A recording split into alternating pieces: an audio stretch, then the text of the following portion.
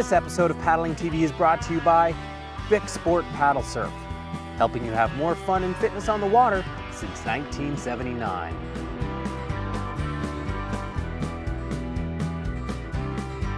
For more information, visit bicsup.com. So you've paddled out through the surf zone and now you're excited to catch your first wave. The good news about catching a wave on a paddleboard is much easier than catching one on a surfboard.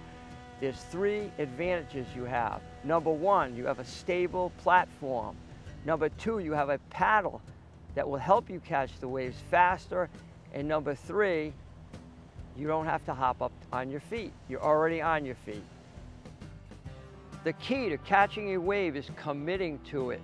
Now, as you see a wave approaching, make sure you're lined up perpendicular to the face, and then paddle aggressively when it gets close. If you've timed it right, after about 4 or 5 strokes, the wave should have reached you and started to pick up the tail of your board. Although you will be tempted to step back as you take off on a wave, do not do so.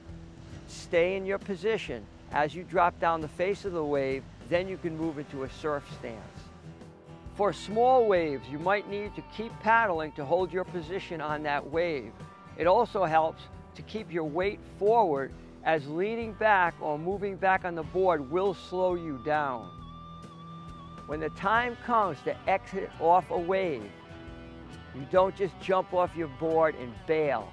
There's several good ways to get off a wave and exit properly.